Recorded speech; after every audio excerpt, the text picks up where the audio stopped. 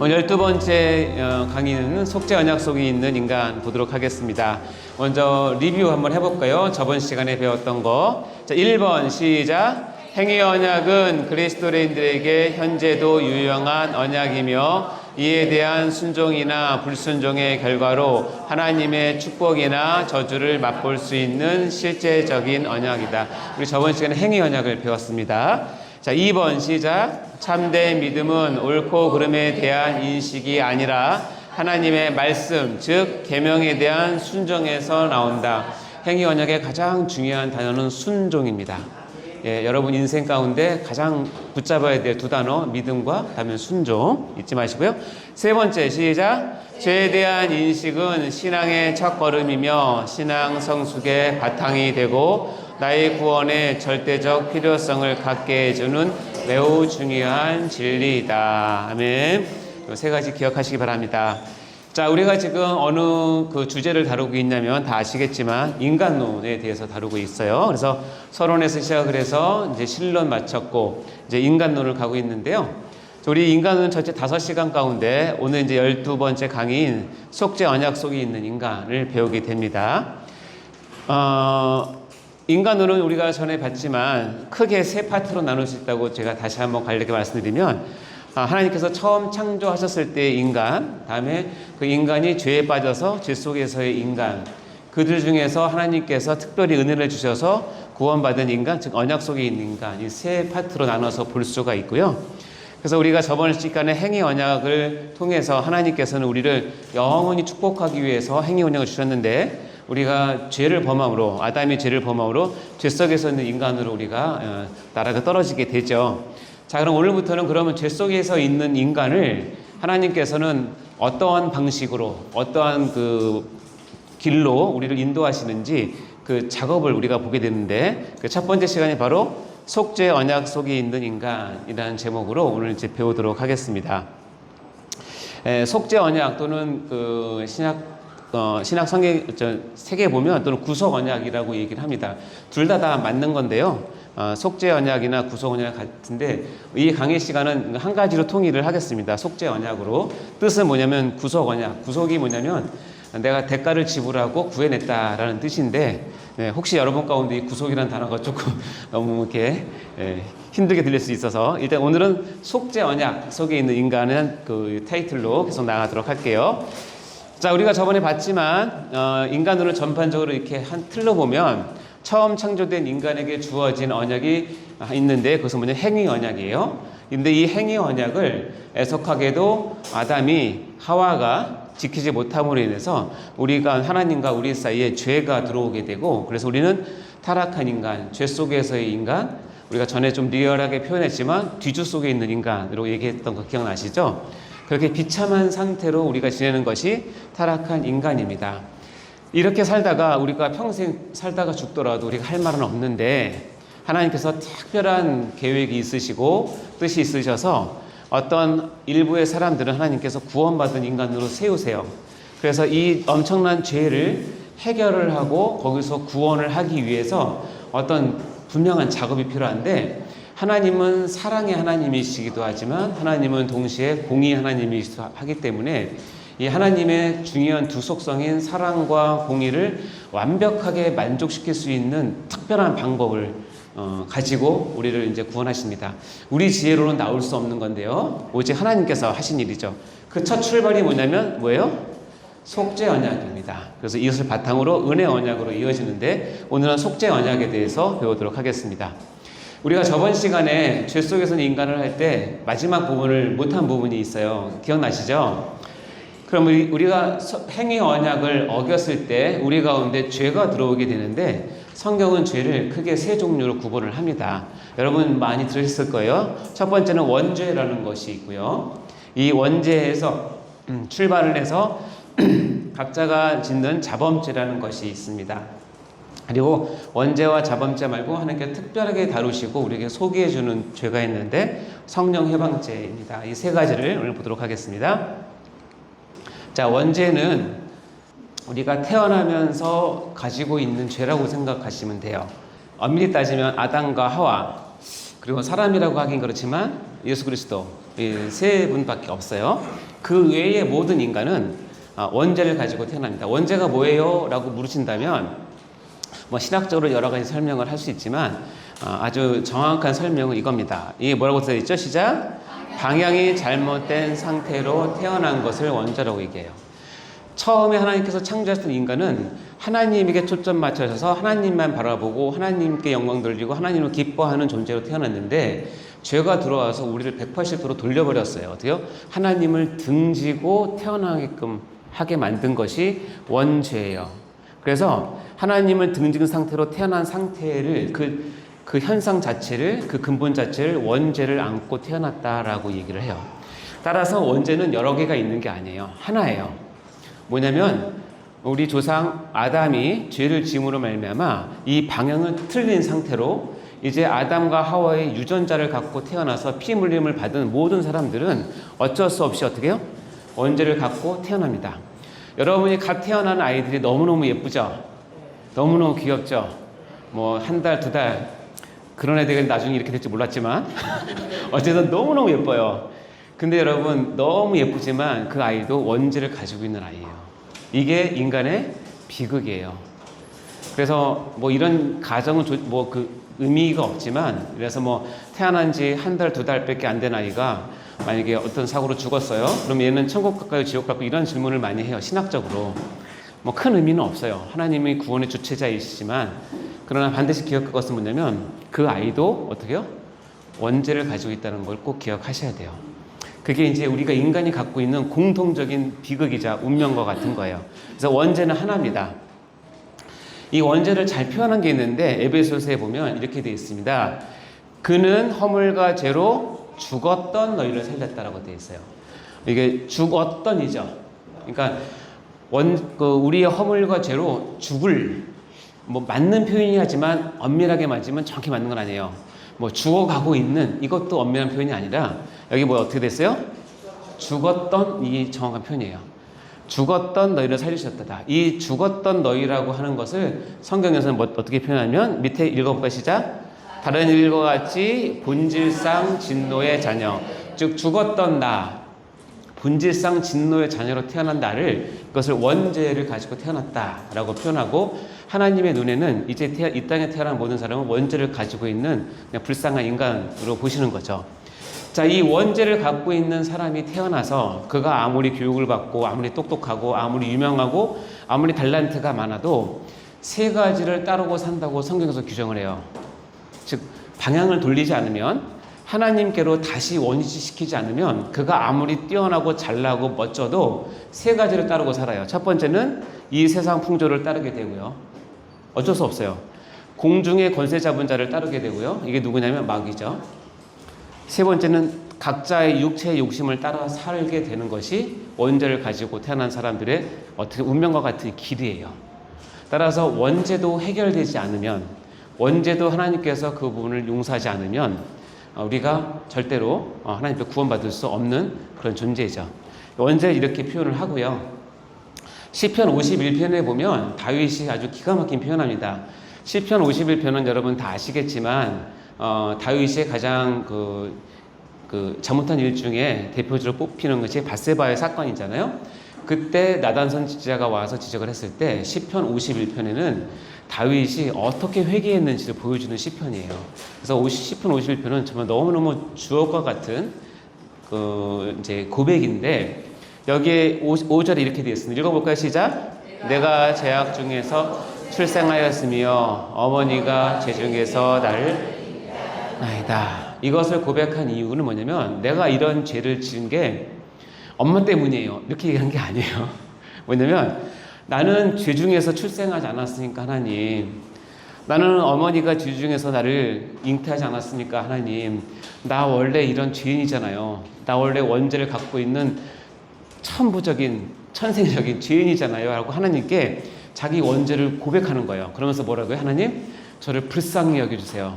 내가 이렇게 죄를 지을 수밖에 없는 것이 저의 잘못이지만 무엇보다도 내 가운데 본성적으로 나는 하나님을 등지고 태어난 원죄를 갖고 있는 사람이기에 이런 죄를 저질렀으니 하나님 불쌍히 여겨주세요라고 표현하는 거예요. 다윗이 굉장히, 진짜 저는 다윗을 너무너무 좋아하는데 다윗이 교리 공부를 많이 했나 봐요. 이런 표현을 어떻게 이렇게 할 수 있을까요? 하나님이 이것을 들으시고 마음이 어떠셨을까요? 맞다, 네 말이 맞다. 너 그렇게 원래 그렇지, 너 이렇게 불쌍한 자이지 하고 하나님의 그 긍휼히 여기는 마음이 이렇게 올라오지 않았을까요? 여러분도 마찬가지예요. 여러분 죄를 짓거나 연약하거나 그럴 때 솔직하게 고백하세요. 저 이런 사람이에요. 저 원래 이래요. 저 원래 이렇게 악하고 모든 생각과 모든 행실이 원죄로 태어나서 이렇습니다라고 고백할 수 있는 용기가 있으시기 바래요. 그리고 실제로 여러분이 여러분 자신을 그렇게 보셔야 돼요. 여러분 자신을 너무 믿지 마세요. 여러분은 하나님 앞에 설 때까지는 죄의 원죄의 그 영향력을 붙잡고 있는 상태이기 때문에 그래요. 물론 예수 그리스도로 인해서 우리가 그것을 이기지만요.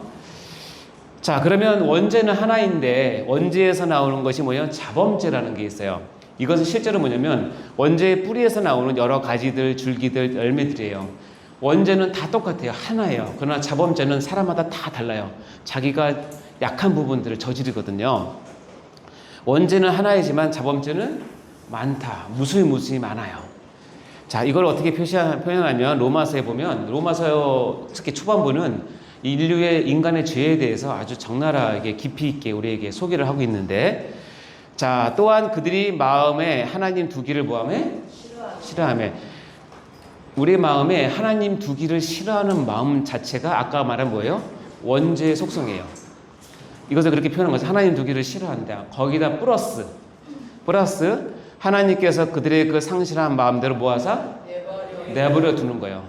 내가 하나님 마음을 두기를 싫어하는데 거기 하나님께서 은혜를 주셔서 간섭하지 않으시고 그래 네 마음대로 해 하고 이 두 개가 딱 만나면 하나님 두기를 싫어하는 것과 하나님이 내버려 두면 뭐가 나오냐면 합당하지 못한 일들을 무수히 맺고 살아요. 여기서 말하는 합당하지 못한 일들이 자범죄예요. 자범죄를 소개시켜 드릴게요. 자, 여기 보면 로마서 28장에 보면 1번부터 21번까지 자범죄를 소개하고 있어요. 어떻게? 내가 하나님 마음을 두기를 싫어하는데 하나님께서 간섭하지 않고 그래 네 마음대로 해봐 라고 했을 때 나오는 결과들이에요. 자, 여러분 손가락 다 펴보세요. 제가 하나씩 해볼 테니까 가면서 나에게 해당되는 거 하나씩 꼽아보세요. 손가락 부족하면 발가락도 쓰셔도 됩니다. 발가락도 모자라서 21번째 가면 일어나세요. 자, 제가 하나씩 볼 테니까 드시면서 아 이건 나한테 해당돼 하는 것을 찍어보세요. 곧 모든 불의, 추악, 탐욕, 악의가 가득한 자요, 시기, 살인, 분쟁, 사기, 악독이 가득한 자요, 수군수군하는 자요, 수군수군을 비방하는 자요.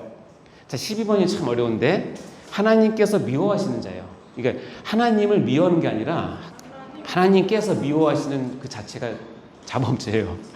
능욕하는 자요, 교만한 자요, 자랑하는 자요, 악을 도모하는 자요, 부모를 거역하는 자요, 오매한 자요, 배악하는 자요, 무정한 자요, 무자비한 자라. 이 21가지가 아까 두 개가 만났을 때 나에게서 나오는 죄들이에요. 자, 저는 그래도 이래봬도 이 21가지 하나도 없습니다. 손들어요. 하나도 없습니다. 이러면 실망해요.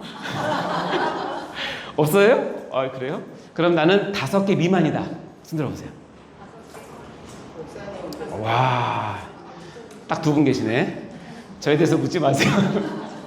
자, 그러면 10개 전후다. 10개 전후다. 그래요. 3분의 1 정도 되시는 것 같고, 아유, 나는 그래도 거의 15개 이상, 20개 이상 된다. 손 들어보세요. 네. 혹시 나 딱 하나밖에 없다. 없습니까? 목사님은 몇 개예요? 저요? 이거 비밀인데요. 저도 죄인이라 어쨌든 여기에서 뭐 어떤 분은 다 해당될 수도 있고 10개 언저리, 뭐 5개 언저리 뭐 보는데 아까 보니까 10개 언저리가 제일 많은 것 같은데 난 하나밖에 없어 라고 하는 사람도 있을 수도 있겠지만 어쨌든 하나도 없는 사람은 없죠. 그럼 한 개 있는 사람하고 20개 있는 사람하고 차이가 틀리냐? 그렇지 않아요. 뒤에 보면 그들이 이 같은 일을 행하는 자는 뭐 해야 된다고요? 성경에서 분명히 해죠. 이 21개 중에서 한 개라도 있으면 뭐예요? 사형이에요. 한 개든 21개든. 근데 하나님께서 정하심을 알고도 자기들만 행할 뿐 아니라 또 그런 일을 행하는 자들 뭐라고 한다? 옳다라고 한다. 이것이 죄의 오염이에요. 자기가 죄를 짓고 나서 괜찮네. 이 정도쯤은 인간은 다 원래 그래. 그러면서 죄를 부추기는 거죠. 이게 죄의 오염인데 이렇게 하는 사람들은 전부 다 뭐다? 사형이에요. 여기 있는 사람 가운데 이거 해결 안 하는 사람들은 전부 다 여러분 다 사형수예요. 어때요? 아까 수근수근도 많이 찔리시죠? 네. 그동안 살인도 많이 하셨죠? 미워하거나 욕하거나 저주하면 다 살인이라고 그랬잖아요. 그러니까 이 죄 앞에서는 어느 누구도 자신할 수 없어요. 자, 이 갈라디아에서는 이렇게 표현합니다. 원죄가 해결되지 않은 사람들은 육체의 일을 하며 살 수밖에 없고 육체의 일을 하며 사는 사람들은 이런 삶을 산다. 그래서 이런 사람들은 하나님 나라를 유업으로 받지 못한다라고 되어 있는데 보면 음행, 더러운 것과 호색과 우상숭배와 주술과 원수 맺는 것과 분쟁과 시기와 분냉과 당짓는 것과 분열함과 이단과 투기와 술 취함과 방탕함과 이 15가지가 육체의 일, 즉 원죄가 해결되지 않아서 육체를 의지하고 사는 사람들이 맺는 삶의 열매들이에요. 이런 사람들은 하나님 나라를 유업으로 받지 못한다. 쉬운 말로 천국 못 간다 라는 얘기인데 이거를 조금만 더 깊이 생각하면 이렇게 됩니다. 이런 일이 있다고 해서 예수 그리스도의 그 능력으로 해결을 못 받는 그건 아니거든요. 근데 뭐냐면 거꾸로 얘기하면 하나님 나라를 유업으로 받지 못한 자들을 보니, 즉 천국에 들어가지 못한 자들의 삶을 보니 이런 삶을 살더라는 뜻이에요. 따라서 우리가 예수를 만나면 이런 가운데 평생 우려먹고 사는 거예요. 뒤주 속에서 똥 싸고 오줌 싸고 자기 똥 자기 오줌 먹고 소리 지르고 외치고 빛 보여달라고 그러고 화내고 질투하고 분노하다가 때가 되면 죽게 돼요. 그게 뒤주 속에 있는 인간이고 죄 속에 있는 인간이에요. 그게 죄예요. 그러니까 여러분은 이런 많은 종류의 자범죄들을 실은 지금도 있을 수도 있어요. 그러나 이건 아셔야 돼요. 예수의 영향력 아래에 있는 죄와 예수 영향력이 없는 상태의 죄는 천차만별이라는 거예요. 자, 그러므로 내가 한 법을 깨달았는데 이게 우리의 고백이에요. 선을 행하기 원하는 나에게 뭐가 있어요? 악이 함께 있어요. 아무리 우리가 마음 착하게 살려고 해도 우리는 본성적으로 뭐다? 악이 함께 있는 삶을 살아갈 수밖에 없다. 그렇기 때문에 뭐가 필요하다? 예수님이 필요하다. 자, 마지막 세 번째는 성령 해방죄입니다. 성령 해방죄는 일단 정의를 한번 읽어볼까요? 시작. 하나님의 은혜에 대하여 성령의 증거를 받아 알면서도 하나님의 일을 의도적으로, 악의적으로, 고의적으로 증오심에 사로잡혀 반대하고 거부하고 해방하는 죄. 이 성령 해방죄는 독특한 죄예요. 근데 하나님께서는 특별하게 성령 해방죄는 모든 죄는 용서를 받되 성령을 해방하는 이런 죄는 용서받지 못한다라고 규정을 하셨어요. 따라서 이것을 또 많은 분들이 걱정하십니다. 내가 옛날에 교회를 욕하고 담임 목사 욕하고 하나님을 욕하고 그래 살았는데 어떡하지? 용서 못 받는 거 아닌가라고 생각하는데요. 교리적으로 정확히 말씀드리면 참 하나님의 백성, 참 신자는 성령 해방죄를 저지를 수가 없어요. 본질상 그게 안 돼요. 왜냐하면 내 안에 성령이 계시기 때문에 성령 스스로가 부인하지 않는 이상은 우리가 그것을 거부할 수 있는 능력이 안 되기 때문에 그래요. 그러니까 성령 해방죄는 왜 우리에게 알게 하셨느냐. 나중에 교회로 가면 여러분이 배울 텐데 우리 가운데 그러지 않았으면 참 좋겠는데 교회에 100명, 1000명, 5000명, 10,000명이 모인다고 해서 그들이 다 구원받을 사람이냐? 라는 질문에 많은 사람들은 그렇지 않다라고 얘기를 하고 성경도 그렇지 않다라고 얘기를 해요. 그렇다면 교회에 깊숙이 있다가도 언제든지 배교하고 배도하고 하나님을 저주하고 따르는 사람들을 우리가 어떻게 해석할 것인가에 대한 부분에서 하나님은 그것을 성령 해방죄라고 얘기를 하세요. 마태복음에 보면 이렇게 얘기합니다. 이 말은 내가 너에게 이르노니 사람에 대한 모든 죄와 모독은 사하심을 얻되 성령을 모독하는 것은 사하심을 얻지 못한다. 누구든지 말로 성령을 거역하면 이 세상과 오는 세상에서도 사하심을 얻지 못한다. 이 사건은 언제 한 거냐면 예수님께서 기적을 베푸셨는데 유대 지도자들이 와가지고 저 예수가 저런 기적을 베푸는 것은 바알세부를 힘입어서 하는 거야 라고 그렇게 비난을 해요. 그러니까 거짓 정보 또는 뭐죠? 가짜 뉴스를 퍼뜨려요. 그거를 예수님께서는 이렇게 얘기하세요. 내가 지금 기적을 베풀어서 사람들을 하나님 앞에 오게 하는 그것을 성령이 하셨는데 그것을 바알세불이 했다고 하는 너희들은 절대 뭐한다? 용서 못 받는다는 그런 배경에서 나온 말이에요. 하여튼 성령을 모독하고 성령을 거역하는 것은 심각하게 유중한 죄라는 것이죠. 또 똑같은 것인데 누구든지 성령을 모독하는 자는 영원히 사하심을 얻지 못하고 영원한 죄가 있느니라 라고 얘기하면서 성령을 모독하는 것을 엄히 얘기를 하죠. 이것을 요한 1서에 보면 죄를 두 가지로 나눕니다. 여기 보면 사망에 이르지 아니하는 죄, 또 하나는 뭐예요? 사망에 이르는 죄. 즉 사망에 이르지 아니하는 죄는 여러분 가운데 얘기겠지만 우리가 회개라고 하는 하나님 주신 은혜를 가지고 사망에 이르지 아니하는 죄를 붙잡을 수 있지만 사망에 이르는 죄는 왜 사망에 반드시 이르냐면 회개를 할 수가 없기 때문이에요. 왜 회개를 할 수 있냐면 회개는 누구가 주시냐면 성령님이 주시는 은혜인데 성령님을 모독했기 때문에 회개의 기회를 잡을 수가 없기 때문에 그래요. 따라서 아까 얘기했지만 성령 회방죄는 굉장히 위중한 범죄인데 엄밀하게 따지면 참 신자는 이 성령 회방죄를 저지를래야 저지를 수가 없어요. 왜냐하면 그 안에 성령님께서 살아계시기 때문에 그래요. 그러나 죄는 세 가지가 있다. 원죄, 자범죄, 성령 회방죄가 있다는 것을 기억하시면 됩니다. 그래서 이 히브리서에 보면 이렇게 성령 회방죄, 즉 거짓 신자인 줄 알았는데 나중에 배교하는 자의 최후 상태를 이렇게 묘사를 합니다. 그러니까 히브리서 6장 읽어볼까요? 시작. 한번 빛을 받고 하늘의 은사를 맛보고 성령에 참여한 바 되고 하나님의 선한 말씀과 내세의 능력을 맛보고도 타락한 자들은 다시 새롭게 하여 회개하게 할 수 없나니 이는 그들이 하나님의 아들을 다시 십자가에 못 박아 드러냈고 욕되게 함이니라. 여기 보면 타락한 자들 회개할 수 없다라고 한 이 내용이 바로 이제 성령 회방죄에 해당되는 얘기고 엄밀히 얘기하면 중생하지 못한 교인들을 뜻하는 뜻이에요. 중생하지 못한 교인 말 자체가 맞지 않지만 현실로 있어요. 중생하지 않고 교인이 된 사람들은 이런 길을 가게 된다라는 경고입니다. 자, 그래서 우리가 이제 행위 언약을 통해서 죄가 무엇인지 알게 됐고 짧게 원죄, 자범죄, 성령 해방죄를 배웠으면 이제는 그 죄를 해결하는 하나님의 방법을 들어가는데 첫 단계가 뭐예요? 속죄 언약입니다. 그래서 오늘은 여러분의 교환해 보면 속죄 언약 4가지, 속죄 언약으로 가는 길, 속죄 언약의 개념, 속죄 언약의 내용, 속죄 언약에서의 성자 예수님에 대해서 배우도록 하겠습니다. 자, 속죄 언약 가는 길을 보도록 할게요. 여러분 교환해 보면 이렇게 되었습니다. 행위 언약은 어쩔 수 없이 그것을 어겼을 때 죄라는 것을 안고 들어오게 되는데 행위 언약이 굉장히 중요한 것은 뭐냐면 요 네모 칸에 들어가는 말이 중요해요. 뭐냐면 우리가 죄인인데도 불구하고 예수 그리스도께로 나아갈 수 있는 길은 행위 언약도 출발을 해야 돼요. 그래서 여기 보면 반드시 행위 언약 속에 들어가셔야 되고요. 거기에서 자신의 무능과 불순종과 죄성을 깊이 깨달아야 되고요.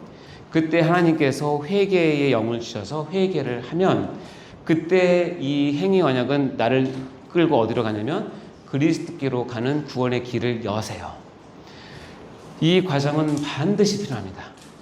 이 과정 없이 그리스도께로 직접 나가는 것은 거짓이고 잘못된 것이고 요한복음에 보면 이것은 참 목자가 하는 것이 아니라 거짓 목자가 하는 일이에요. 반드시 행위 언약 속, 말씀 속에서 쉽게 말하면 말씀 속에서 자신의 존재를 깊이 깨닫고 내가 이렇게 큰 죄인으로 깨닫고 뭘 통해서? 회개를 통해서 나가는 것이 그리스도께 나가는 거예요. 이 길만 참 생명의 길입니다. 자, 그래서 이 행위 언약은 이렇게 표현을 합니다. 여기 보면 갈라디아서 보면 이같이 율법이 행위 언약이잖아요. 우리를 그리스도께로 인도하는 초등교사가 되었다라고 표현합니다. 그리고 보면 그러나 믿음이 온 후로는 우리가 초등교사 아래 다시 있지 않는다라고 얘기합니다. 이 초등교사가 뭐냐면 우리 전에 성경에 보면 여기 보면 몽학 선생이라는 말 있는데 기억나십니까? 몽학 선생이라고 얘기했어요. 이거를 배경으로 보면 이 당시에는 나라와 민족이 전쟁을 해서 한 나라가 딱 정복을 하면 거의 전멸입니다. 왜냐하면 그렇게 놔두지 않거든요. 그러면 뭐냐면 그 정복된 나라에 쓸만한 사람들, 인재들 이런 사람들을 다 노예로 잡아갑니다. 그래서 일 잘하는 사람은 노예로 팔고요. 그 중에서 그 피정복국에 그나마 학식이 있고 유명한 교사, 박사 이런 사람들은 특별히 노예 시장에서 비싼 값을 주고 살 수 있어요. 팔 수 있어요. 왜냐하면 그 당시는 이게 배움이 많지 않았기 때문에 이런 배움이 있는 사람들은 이제 정복한 나라에 이제 귀족이 자기가 아들이 있어요. 아들이 한 뭐 10살이에요. 근데 노예시에 나가 보니까 저쪽 피정복의 왕립 학교의 뭐 교수였어요. 예를 들자면 그러면 그 노예를 비싼 값을 주고 사와요. 박사하고 교수이지만 지금 신분은 노예예요. 그래서 내가 돈 주고 사와서 내 미성년 아들에게 개인 교사를 붙여줍니다.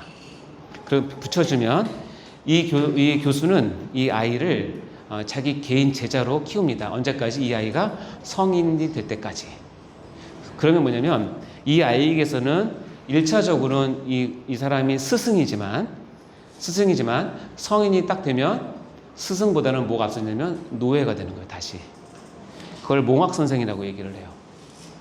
그래서 율법은 어떤 기능이냐면 첫 번째 기능인데 나를 죄를 깨닫게 해서 그리스도께로 밀어넣는 역할을 하는 것이 이 율법이라는 거예요. 따라서 율법 없이 그리스도께로 갈 수가 없어요. 바로 가는 방법은 옳지 않아요. 그래서 이 율법이 마치 몽학 선생과 같다라는 것이 사도 바울의 설명이에요. 적절한 설명이라고 생각을 해요. 따라서 우리가 한 가지 어디서 배워야 될 게 뭐냐면 우리가 행위 언약은 선악과부터 시작을 해서 율법과 성경까지 다 해서 이 행위 언약은 다른 말로 하면 율법의 기능이라고 얘기를 하는데 다른 말로 하면 지금 우리가 갖고 있는 성경책의 말씀들이 기능이 있는데 1기능, 2기능, 3기능이 있어요.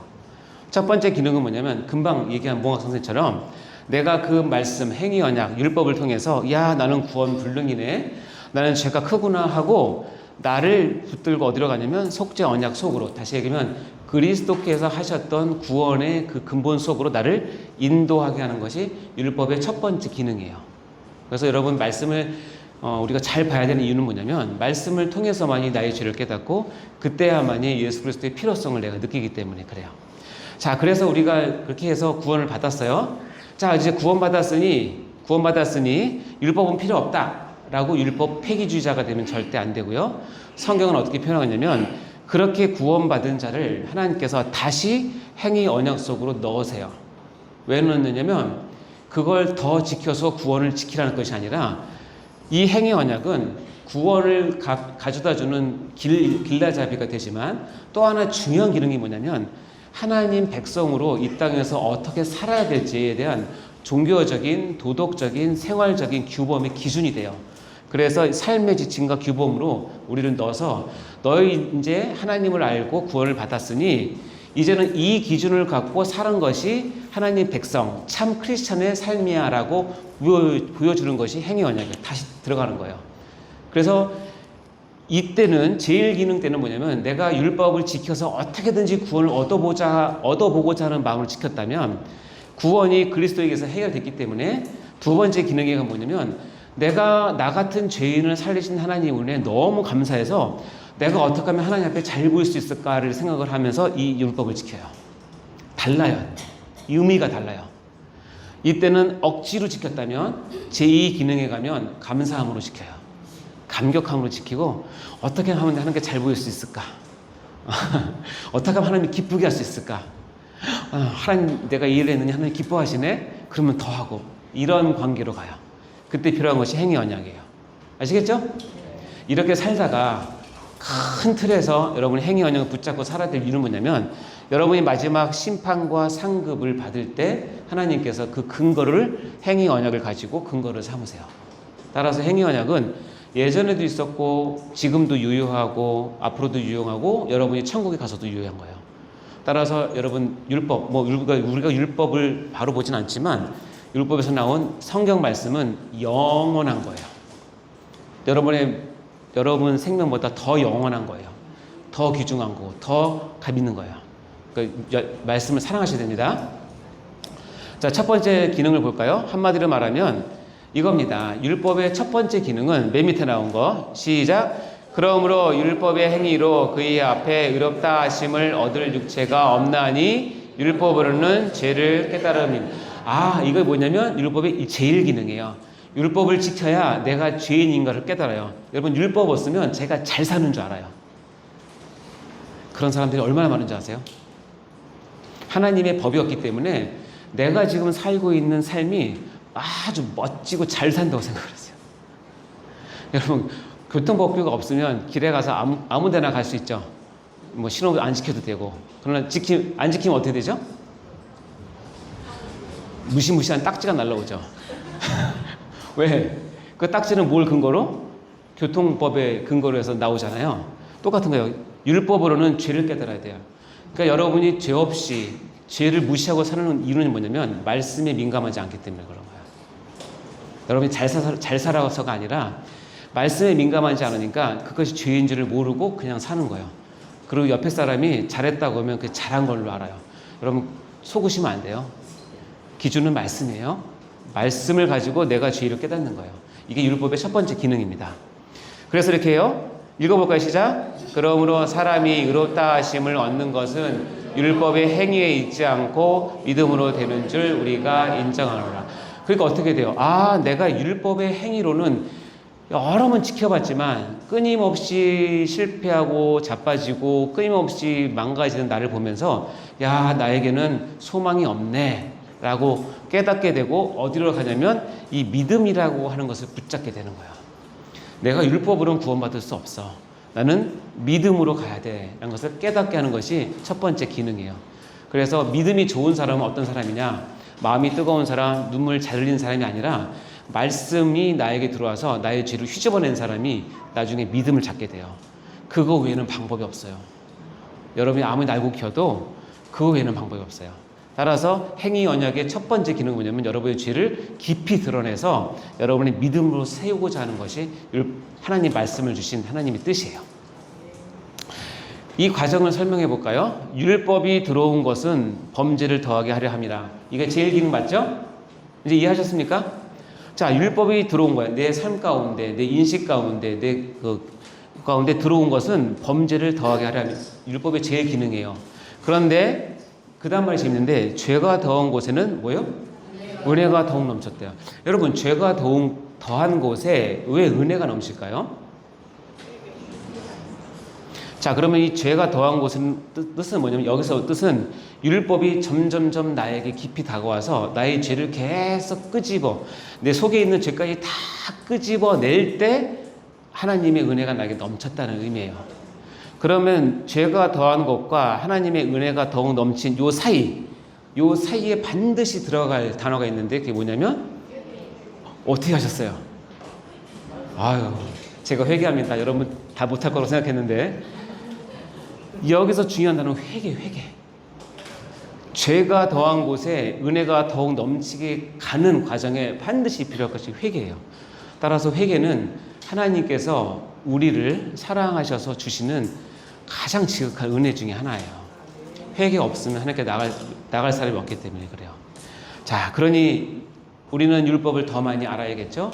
더 많이 묵상하고 더 많이 깨닫고 하나님 말씀을 더 깊이 공부하고 더 내 양심에 민감하게 말씀에 반응하셔야 내가 죄를 더 깨닫게 되고 그 깨닫는 것을 붙잡고 성령께서 은혜를 주셔서 회개케 하시면 회개를 하면 그때부터 쏟아지는 은혜를 경험하게 됩니다. 이것이 과정이에요. 그래서 어떤 사람이 이렇게 물어요. 그러면 우리가 은혜를 더하기 위해서 죄를 더 지을까요? 라고 말하는 어리석은 사람이 있어요. 그러나 여러분 절대 그렇게 안 하셔도 됩니다. 여러분이 갖고 있는 죄는 평생 파먹어도 끝이 없으니까 더 죄 안 지셔도 됩니다. 아셨죠?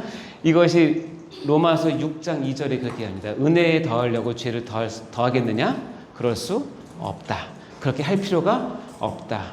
너희들은 말씀을 통해서 죄를 계속 끄집어내면 네가 평생에 회개하고도 남을 무지무지한 죄가 네 속에 있으니 걱정하지 말고 죄를 덜 짓고 열심히 회개해라, 이런 얘기죠. 그래서 이제 제2 기능에 가면, 자, 이렇게 해서 여러분 구원 받았어요. 내가 성경을 말씀을 깨닫고 눈물을 흘리고 회개하고 하는 예수님께 나갔어요. 예수님께 나를 받아주셨어요. 그래서 성령을 선물로 받았어요. 자, 그러면 이제는 여러분 마음대로 살면 되죠. 마음대로 살면 안 돼요? 이제 그렇게 하면 하나님께서 반드시 다 용서해 줄 텐데, 모든 죄를 다 용서해 줄 텐데. 여러분 기억나십니까? 여러분 신문이나 뉴스에 어떤 재벌집 아들이 자기 아버지의 돈을 믿고 백을 믿고 나쁜 짓을 많이 해요. 마약도 하고 사기도 치고 막 그러면서 다 돈으로 해결해요. 그런 뉴스를 봤어요. 여러분 그 뉴스를 들으면 마음이 어때요? 아, 부럽다고요? 아, 그런 아버지 있어 부럽다고요? 그렇지 않죠. 아유, 저는 망난이네. 그러지 않겠습니까? 재벌집 아들이 문제가 아니라 인격이 안 된 거잖아요. 사람이 안 된 거잖아요. 그걸 여러분이 좋게 봅니까? 안 좋게 보잖아요. 똑같습니다. 여러분이 하나님의 은혜를 입었어요. 구원을 얻었어요. 사실이에요. 여러분이 앞으로 구원을 받으면 나중에 구원을 배우겠지만 여러분 앞으로 모든 죄는 하나님께서 다 책임지시고 사해 주세요. 근데 그걸 믿고 내가 마음껏 죄를 저지른다? 내가 마음껏 죄를 누린다? 그거는 아까 똑같은 거예요. 그건 신자이기 전에 인간이 아니에요. 그렇게 사는 것은 하나님께서 슬퍼하세요. 이 그 차원입니다. 아시겠어요? 제2 기능은 뭐냐면 내가 구원받은 것이 크기 때문에 야, 내가 어떻게 하면 하나님 마음을 더 기쁘게 해줄까? 이 죄인을 구원하신 하나님의 그 뜻이 있는데 내가 어떻게 하면 하나님 마음을 더 보살펴드리고 하나님 세우신 교회를 내가 더 섬기고 그래서 하나님 나라를 확장하는데 내가 어떻게 쓰임받을까? 아, 쓰임받고 싶어, 쓰임받고 싶어. 그럴 때 하나님께서 뭐라냐면 성경책을 펴라 그러고 얘기해요. 그래서 성경책을 펴고 거기에 나온 내용대로 삶의 규칙과 규범, 행동의 규범과 그리고 사역의 근본을 성경에서 찾으라고 얘기하죠. 그게 제2 기능이에요. 제1 기능은 많이 있지만 제2 기능을 가지고 사는 사역자들은 많지 않아요. 왜냐하면 자기가 다 됐다고 생각하는 거예요. 내가 예수 믿고 구원받고 중생을 했으니 이제 나는 내가 편하게 하고 바쁘면 일도 빠지고 주일도 빠지고 예배도 빠지고 그래도 하나님 용서하시는데 용서해요. 근데 인간이 아니에요. 신자이기 전에 인간이 아니라고요. 그렇게 사시고 싶으십니까? 저는 그렇게 살고 싶진 않아요. 신자이기 전에 먼저 하나님 인간이 되셔야 돼요. 나에게 죄를 해결하기 위해서 이제 다음에 배울 이 내용들을 보면서 내가 이제 함부로 내가 그렇게 한다? 그럴 수 없어요. 그걸 어디서 배우냐면 제2 기능에서 배우는 거예요. 말씀 앞에서 내가 무릎 꿇는 거예요. 그래서 나를 부인하고 나에게 십자가를 지고 내가 손해를 봐도 어떻게 해요? 말씀을 지키기 위해서 나의 모든 것을 포기할 줄 아는 것은 제2 기능을 붙잡았을 때 가능해요. 그럴 때 거기서 끝나는 것이 아닙니다. 자, 일단 볼까요? 디모데후서에 보면 여기까지 읽어봅시다. 시작. 모든 성경은 하나님의 감동으로 된 것으로 교훈과 책망과 바르게 함과 의로 교육하기에 유익하니. 자, 성경은 아까 얘기했지만 행위 언약을 얘기하는 것이고 여러분에게 행위 언약인 성경을 주신 이유는 뭐냐면 딱 네 가지예요. 교훈받게 하기 위해서, 책망받게 하기 위해서, 바르게 하기 위해서, 의로 교육하기 위해서 성경을 줬다는 거예요. 다시 얘기하면 여러분이 성경책을 펼 때마다 성경을 읽을 때마다 이 네 가지를 염두에 둬요. 오늘 나에게 말씀을 성경을 통해서 나에게 무엇을 교훈하실까? 생각하셔야죠. 여러분 내가 어떤 책망을 받을까? 생각하셔야죠. 여러분 혹시 하나님 앞에서 내가 책망 받을 거 없이 잘 산다고 생각하시면 계십니까? 그렇게 잘 사십니까? 그러면 이 공연은 안 해도 되죠. 그러나 그런 사람 없을 거예요. 내가 살면서 왜 책망 받을 일이 없겠어요? 그걸 어디서 듣냐면 성경을 통해서 듣는 거예요. 아, 성경이 이렇게 돼 있는데 나는 이렇게 하고 싶지 않은데 내 본성은 원죄가 영향이 있기 때문에 이쪽으로 가고 싶은데 아, 성경이 이렇게 얘기하니까 안 되는구나 하고 책망을 받는 거예요. 그런 사람이 참 신자예요. 바르게 함과 의로 교육. 이 성경은 이 네 가지를 우리에게 주기 위해서 제2 기능으로서 여러분에게 지금 있는 거예요. 이미 구원은 따놓은 당상이에요. 취소할 수 없어요. 여러분도 취소할 수 없지만 하나님도 안 하세요. 그러니까 믿으셔도 돼요. 감사해요. 그러나 신자답게 사셔야 돼요. 그게 하나님께서 여러분 구원한 목적이에요. 아시겠죠? 이것을 하셔야 됩니다. 그러면 여기다 보면 이는 하나님의 사람으로 뭐하게 해서? 이렇게 해야 하나님의 사람으로 온전해진다는 거예요. 이 온전한 사람이 모든 선한 일을 행할 능력을 갖추어서 하나님께서 원하시는 선한 일을 나를 통해서 역사를 하시는 거예요. 그때야 비로소. 그게 다 쓰임받으시기 바랍니다. 따라서 여러분은 성경을 손에 띄시면 절대 안 돼요. 눈에 띄시면 절대 안 돼요. 이거 없으면 안 됩니다. 여러분의 상상과 여러분의 계획과 지금까지 했던 그 경험 가지고 하는 일이 아니에요. 이것은 하나님의 말씀을 붙잡고 영으로 하는 일이기 때문에 그렇습니다. 제 세 번째 기능은 뭐냐면 이렇게 살 때 하나님은 공정하시고 공의하시기 때문에 아까도 얘기했지만 네가 구원을 받았니? 근데 네가 이제는 마음껏 사는구나 이런 사람과 네가 구원을 받았니? 내 말씀을 지키려고 그렇게 노력해서 너의 모든 것을 희생했고 순교까지 했구나 하는 사람과 하늘에서 똑같이 취급하지는 않으세요. 불공정하잖아요. 그때 하늘에서 심판과 상급의 근거로 이 행위 말씀을 성경을 사용하세요. 하나님께서. 요한계시록에 보면 이렇게 되어 있습니다. 내가 보니 죽은 자들이 큰 자나 작은 자나 그 보좌 앞에 서 있는데 책들이 펴 있고 또 다른 책이 펴져 있어요. 앞에 책들은 복수예요. 여러 권의 책이고 뒤에 책은 단수예요. 근데 이 단수 책의 별명이 뭐냐면 뭐예요? 예, 여러분 잘 아는 생명책이에요. 이 생명책에 농명이 되어야 여러분 구원을 받을 수 있어요. 어떻게 하면 이 생명책에 우리가 이름을 올릴 수 있을까요? 1번 인터넷 접수를 한다. 뭐 그런 거 아니겠죠? 이 생명체에 올라갈 수 있는 유일한 방법은 예수 그리스도를 나의 구주로 믿고 사는 거예요. 그것이 유일한 방법이에요. 그런데 또 하나 책들이 있는데 죽은 자들이 자기 행위를 따라 책들에 기록된 대로 심판을 받아요. 이것은 믿는 사람이나 안 믿는 사람 마찬가지예요. 그래서 이 책들은 내 모든 삶을 기록한 내용들이 다 하나님 보좌 앞에 있어요. 근데 기준은 뭐냐면 여러분이 했던 행위에 따라서 기록하고 그리고 이 행위는 뭘 가지고 심판하시냐면 이 행위가 이 성경 말씀에 맞느냐 안 맞느냐에 따라 가지고 상급과 심판을 하십니다. 이건 나중에 계시록에 가서 좀 더 자세히 보도록 할 텐데요. 여기 보면 요한계시록 20장에 보면 각 사람이 자기의 행위대로 뭘 받고? 심판을 받죠. 각 사람이 자기 행위대로 심판을 받고 누구든지 생명책에 기록되지 못한 자는 불못에 던져지더라. 지옥에 간다는 이야기입니다. 자, 그러면 이제 속죄 언약을 이제 우리가 어느 정도 이해했다면 이제 속죄 언약 그 자체에 대한 개념에 대해서 설명을 할게요. 그럼 속죄 언약이 뭐냐? 왜 우리가 이 시간에 이것을 배워야 하느냐? 제가 이것을 단연간 했다가 작년에 하나님께서 지혜를 주셔서 이렇게 설명을 한 것이 제일 적당하다고 생각을 해서 했는데요. 자, 여러분 이게 뭐예요? 메인 디시. 여러분이 아주 높으신 분 초청을 받아서 저녁 그 디너에 초청을 받았어요. 딱 가니까 정말 미쉐린인가? 미셸랑? 하여튼 거기 요리사가 나와서 이렇게 다 해서 막 디저트 시작해서 코스별로 쫙 나오고 제일 마지막에 뭐가 나오죠? 메인 디시가 딱 나오는데 와 진짜 지금까지 먹어보지 못한 메인 디시예요. 이게 스테이크가 딱 있는데 와 한 입 썰어서 입에 넣었더니 씹을 필요도 없어요. 그냥 싹 녹아서 너무너무 맛있는 거예요. 이게 너무 맛있으니까 자기를 초대해준 그분께 너무 고맙고 감사하고 나같이 미천한 사람인데 이런 자리에 초대해줘서 이렇게 귀한 음식을 먹게 하는구나 하고 너무 감사하겠죠.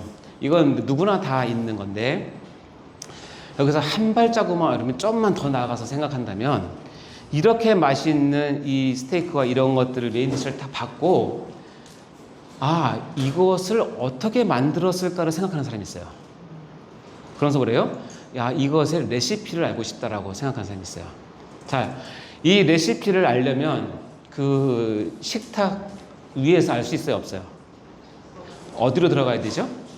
그렇죠. 그래서 식탁에 일어나서 주방에 들어가서 딱 봤더니 깜짝 놀랐어요. 이 많은 사람들이 이 한 메인 디시를 위해서 참 노력을 하고 있는 거예요. 다 보니까 아까 얘기했던 유명한 셰프들이 다 와서 이걸 막 하고 있는 거예요. 그래서 하나하나를 본 거예요. 여기 재료가 뭔지, 어떤 소스를 썼는지, 어떻게 요리를 하는지를 쫙 보는 과정이에요. 그래서 이 사람이 그 레시피를 다 적어가지고 나와서 이 메인 디쉬를 먹으면서 다르게 느껴지는 거야. 이것은 이렇게 만들어졌구나. 쉽게 보이지만 이 플레이트가 너무 예쁘고 깔끔하지만 이 한 접시를 위해서 이 안에 주방에서 많은 사람들이 수고하고 나름대로의 어떤 방식을 갖고 이 음식을 드러내서 대접하는구나 하고 한다면 이제 여러분은 이 레시피를 알면 이제 여러분이 이것을 만들 수 있겠죠? 만들어서 여러분이 정말 주고 싶은 정말 사랑하고 싶은 사람에게 이것을 접대를 하겠죠. 그렇죠? 그래서 어떻게 해요? 내 사랑을 그 사람에게 표현하겠죠. 그러면 그 사람은 나에게 너무 감사하고 고맙다고 얘기하고 그 사람이 깨어있으면 야, 이거 어떻게 만들어? 하고 물어보지 않겠어요? 그러면 못 이기는 척하고 또 레시피를 알려주고. 자, 여러분이 지금까지 살면서 여러분이 받은 선물 중에 가장 좋은 선물이 뭐예요? 목걸이, 반지, 귀걸이? 그것보다 더 중요한 게 있는데 여러분이 받은 구원이에요. 구원. 여러분이 받은 구원은 여러분이 받은 지금까지 선물 가운데 가장 최고예요. 예, 정말입니다. 그런데 여러분이 이것을 받고 여러분 그동안 하나님께 감사하셨죠? 하나님 너무 감사합니다. 나가던 죄인을 너무너무 감사합니다. 감사합니다. 이제 거기까지는 잘하셨어요. 그렇게도 안 하면 인간이 아니고요. 너무너무 감사하죠. 그런데 여러분 가운데 한 가지 내가 한 발짝을 더 뛰게 할 때요. 이 구원이 도대체 어떻게 만들어진 거야? 라는 궁금증을 가셔야 돼요. 그래서 하늘나라의 주방으로 지금 여러분을 초대합니다. 여러분의 최고의 선물인 메인 디시가 어떻게 만들어졌는지에 대해서 이 주방 안에서 하나님이 무슨 일을 하셨는지를 배우는 게 이 시간이에요. 이걸 왜 배우느냐? 여러분이 정말 사랑하는 사람들에게 이 구원이라는 것을 전달해주고 싶을 때 이 레시피대로 만들어야지. 여러분이 알고 있는 알량한 레시피를 만들면 그 맛이 안 나요. 진짜 그 맛이 안 나요. 그래서 여기서 나온 레시피를 이제부터 알려드리겠습니다. 안 좋으실 거죠? 이거 보니까 배고프시죠? 저녁 때 스테이크 하나씩 하세요. 자, 이 속죄 언약은 구속 언약이라고 말씀드렸잖아요. 두 개를 다 같은 말입니다. 이거 성경에서는 평화의 의논 또는 천상 계약이라고 주로 표현을 하는데 특별히 스가랴에서 보면 이렇게 되어 있습니다. 그가 여호와의 전을 건축하고 영광도 얻고 그 자리에 앉아서 다스릴 것이요 또 제사장이 자기 자리에 앉으리니 이 둘 사이에 뭐가 있다? 평화의 의논이 있으리라 하셨다 하고 우리 개혁주의에서는 이 평화의 의논이 속죄 언약의 다른 말이라고 얘기를 합니다. 즉 천상에서 성부, 성자, 성령 하나님께서 비밀리에 회의를 했던 뜻이 아니라 의논이라는 말을 다른 말로 하면 우리가 얘기했던 계약이에요. 언약을 했다는 뜻이에요. 즉 평화의 계약, 평화의 언약을 세우셨다라는 뜻입니다.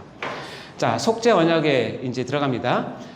저는 얘기했지만 언약 또는 계약이라고 한 것은 제일 중요한 건 뭐냐면 저거예요. 당사자. 기억나십니까? 여러분 행위 언약의 당사자는 누구와 누굴까요? 하나님과 사람, 인간이죠. 이 하나님은 삼위일체 전체를 뜻하는 하나님이고 인간은 누구냐면 예수 믿는 사람이 아니라 하나님으로부터 피조된 모든 인간을 얘기해요. 행위 언약은 우리 것만 있는 게 아니라 세상에도 다 있어요. 그래서 권선징악이 있는 이론이 뭐냐면 하나님이 행위 언약이 있기 때문이에요. 자, 그러나 이제 속죄 언약은 대상이 달라요. 속죄 언약의 대상은 첫 번째 대상은 뭐냐면 성부 하나님이에요. 성부 하나님이 천상에 딱 앉으셔가지고 야, 내가 삼위일체를 대표할게 하고 성부 하나님께서 딱 나오셨어요. 그리고 반대편 의자에 성자 하나님, 우리가 있는 예수님이 누구를 대표해서 나오냐면 하나님의 백성을 대표해서 앉으셨어요. 이 둘 사이에 맺은 언약 계약이 속죄 언약이에요. 재밌는 건 뭐냐면 속죄 언약의 최종 산물은 뭐냐면 구원이거든요. 근데 이 구원의 수혜자가 되는 선생님 맺은 언약이고요. 이 구원의 수혜자가 되는 인간은 그 자리에 없어요. 그리고 이 두 분 사이에서의 그 천상 계약의 주요 토픽이 뭐냐면 읽어볼까요? 시작. 죄인의 구원을 어떻게 이룰 것인가에 대한 이 내용을 가지고 성부 하나님과 성자 하나님이 지금 계약을 맺는 중이에요. 이 구원을 그래서 나오는 결정물인 구원의 수혜자는 인간은 배제하고 성부 하나님과 성자 하나님 두 분께서 속죄를 이루시기를 다 계약을 하셨어요. 자, 여기서 우리가 알 수 있는 건 뭐냐면 우리가 받아 누리는 구원은 한 성부와 성자 하나님의 계약에서 근거한 것이지 나의 노력과 내가 무엇을 해서 나로부터 나오는 구원은 하나도 없다는 거예요. 서운하십니까, 여러분? 하나님께서 여기 서운하면 속죄 언약 여기 할 때 들어와 앉아. 대신에 값을 내. 네가 평생에 버는 돈의 반을 내. 그럼 가시겠습니까? 안 가시겠죠? 그래 어떻게 보여? 구원의 수혜자는 인간은 없어요. 이 구원은 오직 성부 하나님과 성자 하나님 두 분께서 딱 계약을 맺으셔서 이루셔서 얻어내신 거예요. 자, 속죄 언약 아시겠죠? 대상과 핵심.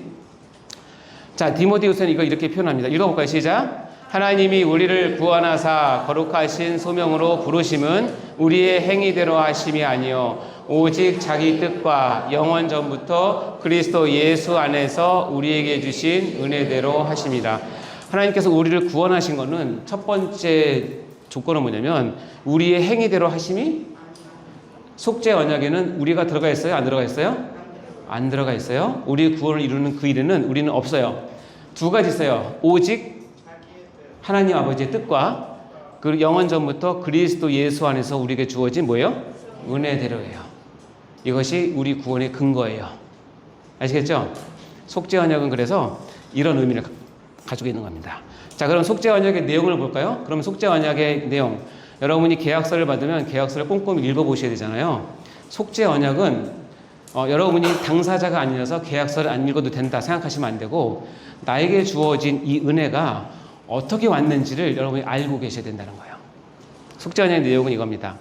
자, 성부 하나님과 성자 하나님 둘 사이에 모든 계약은 그렇지만 성부 하나님께서 어떤 상황을 요구하세요. 나 너에게 이런 일을 시키고 싶어 라고 요구를 하세요. 그러면서 그 일이 쉽지 않기 때문에 내가 이런 지원을 약속할게 라고 두 가지를 주세요. 성부 하나님께서 예수님께 요구하시는 내용과 그리고 그거를 할 때 내가 너를 이렇게 지원하기로 약속한 내용 이 두 가지가 주어져요. 그럴 때 성자 하나님께서 이 두 가지 요구와 약속을 듣고 사인을 하신 후에 뭘 하셔야 되냐면 순종하셔서 이 계약이 완성이 되는 거예요. 이 세 개 중에서 한 개라도 어긋나면 계약이 성립되지 않아요. 이것이 이제 속죄 언약의 내용입니다. 자, 그러면 먼저 성부 하나님께서 성자 하나님께 하신 요구가 뭔지를 볼까요? 이제부터 하는 얘기는 여러분이 처음 듣는 얘기는 절대 아니에요. 이미 여러분이 다 알고 있는 내용이에요. 그런데 파편적으로 알고 있기 때문에 이게 그 내용인지 모르는 거예요. 그러나 이것을 정리해서 언약적 관점에서 보면 이게 이어지는 거예요. 볼까요? 성부 하나님께서 성자 하나님 예수님께 했던 요구는 네 가지예요. 뭐냐면 여인에게 탄생해서 인성을 취할 것, 한마디로 성육신 할 것. 두 번째, 그렇게 태어났는데 율법 아래에 둘 것. 세 번째, 고난과 죽음을 당해서 십자가를 져야 할 것. 네 번째, 성부께서 맡기신 백성의 구원을 한 사람도 빠지지 말고 다 이루어낼 것. 이것이 성부 하나님께서 성자 예수님께 했던 요구예요. 이걸 해내야 된다라고 얘기를 하는 거예요. 자, 요구사항 4개 아셨죠? 자, 하나씩 볼까요? 여인에게 탄생하여서 인성을 취할 것, 성육신, 우리가 잘 아는 성육신입니다. 예수님께서 이 땅에 인간의 모습으로 온 것을 여러분 어떻게 생각하십니까? 뭐 당연하죠, 예수님이. 이 성육신은 아마 이 요구 중에서 예수님께서 가장 힘들어했던 요구가 아닐까 저는 그냥 개인적으로 생각을 해요. 아마 많은 고민을 하셨을 거예요. 이렇게까지 해야 되나 내가? 예를 들어 볼까요? 여러분이 옛날 여기 뭐 나이 드신 분이 많으니까 옛날에 여러분은 화장실을 가면 비데가 있었죠? 수세식이었나요? 아니죠. 좀 더 멀리 가면 다 푸세식 내지는 퍼세식이라고 그러잖아요. 예. 그럴 때 그 푸세식 화장실에서 재래식 화장실에서 여름마다 올라오는 게 있어요. 그게 뭘까요? 예, 김은 겨울에 올라오고요. 여름마다 올라오는 게 있는데 그는 구덕입니다. 구더기가 올라오면 여러분 어떻게 예쁜가요? 귀엽나요? 갖고 놀고 싶나요? 근데 집주인 아버지가 아들인 나에게 이렇게 얘기하는 거예요. 아들아, 야, 내가 제 구더기 너무 이쁘다. 너무 사랑스럽다. 아들아, 내 대신에 가서 아침마다 쟤네들 이렇게 해가지고 뽀뽀해주고 잘 닦여서 내라. 그리고 저녁 때 가서 또 뽀뽀해주고 잘 닦여서 하고 자기 전에 가서 굿나잇 키스해줘라. 라고 한다면 하시겠습니까, 여러분? 아, 하세요, 안 하세요? 구더기를 안 보셨나요? 다음에 구더기 사진 하나 넣어야 될 것 같아요. 못하겠죠? 사람 아무도 없어요. 뭐 저도 싫어하는데요. 근데 아들이 네가 가서 구더기를 그렇게 잘 섬기고 하라고 하는 것도 지금 우리 다 못하는데 이렇게 요구하는 거예요. 아들아, 내가 더 이상 못 견디겠다. 내가 저 구더기를 너무 사랑하니까 네가 구더기가 돼서 내려가서 저 똥통에 들어가서 내 백성들 구더기를 모아다가 내 마음을 좀 전해주렴. 그게 성육신이에요. 하나님 보시기에는 이 땅은 우리가 받는 똥통보다 훨씬 더 더럽고 훨씬 더 추악하고 훨씬 더 불법이 많고 교활하고 악한 곳이에요. 거기에 지금 1분 1초도 있기가 힘든 상황인데 하나님이신 성자 예수님이 어떻게 해요? 아버지의 이 요청을 듣고 예스 하고 내려오신 게 성육신이에요. 그러니까 모든 요건 가운데 가장 어려운 게 이거예요. 왜냐하면 하나님이 자기 신분을 바꾸셔야 되기 때문에 그래요.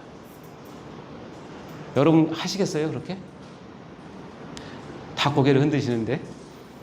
그렇기 때문에 성육신은 예수님이 해야 될 당연한 일이고 성육신은 예수님의 직업이니까 그대로 해야 된다고 생각하시면 절대 안 돼요.